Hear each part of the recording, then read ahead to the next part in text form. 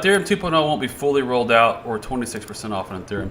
It won't be fully rolled out until probably late 2022, early 2023, when it's kind of fully, when the mainnet today, well, the proof of work network today gets docked into the Ethereum 2.0 network. And that's when the Ethereum 2.0 will actually go live, and smart contracts can then be written on the proof of stake new Ethereum 2.0 network.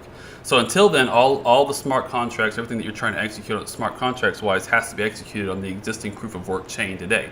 So that's a couple years out. So first of all, Ethereum needs sidechain scaling solutions, or some type of scaling solution. So MATIC is a sidechain scaling solution, something to watch. I saw it get a little bit of a bid here, you know, a couple when Ethereum got bid. I think as Ethereum ramps more, these sidechain projects like MATIC being the main one, they're probably going to start to really move.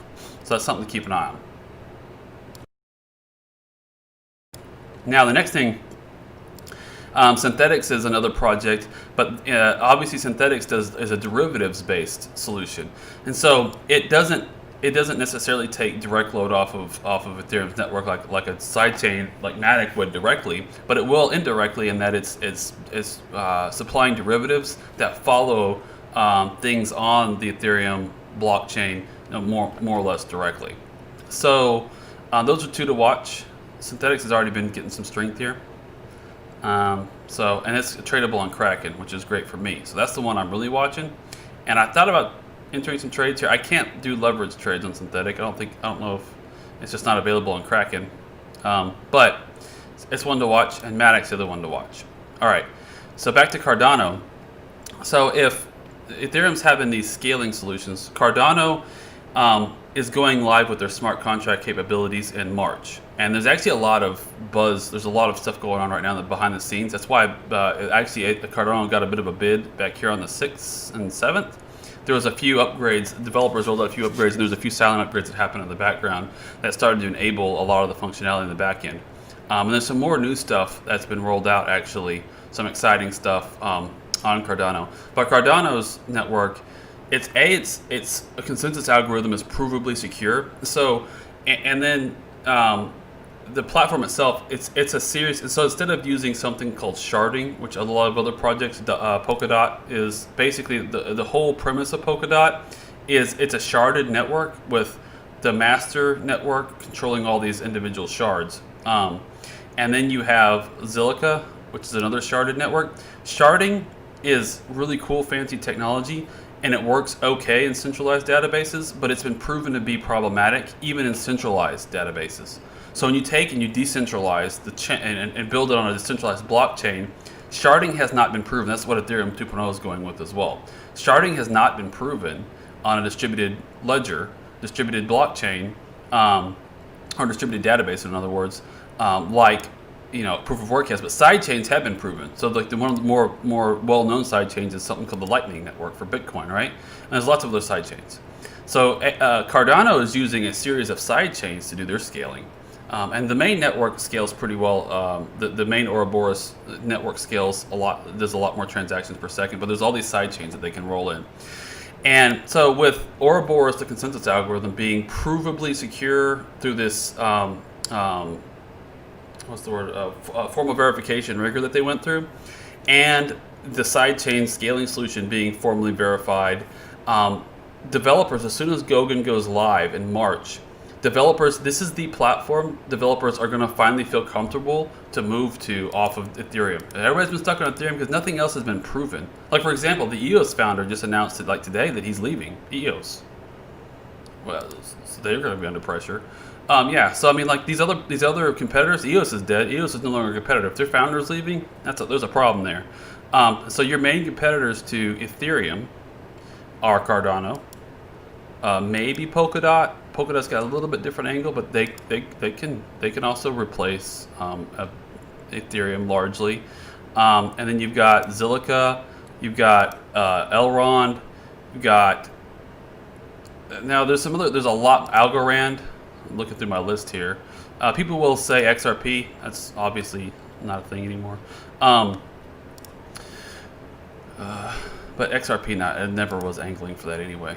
But anyway, you get the idea. So the main competitors to to Ethereum if Ethereum has scaling problems, are Cardano, and then everybody else is kind of like a secondary. So Polkadot's the other one. Polkadot again is very focused on like smaller, newer projects coming online and allowing new developers to snap into their ecosystem. So there's going to be a lot of projects built on the Dot ecosystem. So it's an exciting thing to have, and this is why I've added it to my recommendations list.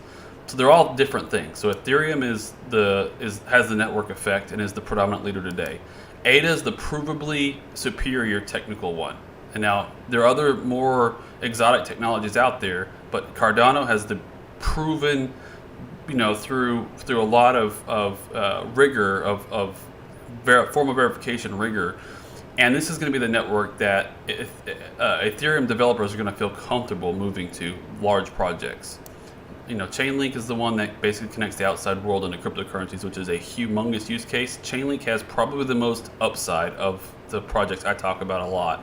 Out of these four, if Chainlink were to outperform them significantly, I wouldn't be surprised. Now Cardano, I think, is going to outperform, just because the total addressable, like the market, the upside of, in the end, Ethereum could be bigger than Bitcoin. Its market cap, right? You can make a case that Ethereum someday could be bigger than Bitcoin, because Ethereum is a platform that enables so many real world transactions to happen. Now Bitcoin is an ancillary, and it's gold 2.0, and it just kind of is another version of gold, like that's just a investment. Then Ethereum could easily pass it. Now if the Lightning Network really takes off and Bitcoin becomes the global reserve currency, is actually used for transactions, then no way on earth is Ethereum going to ever compete with that.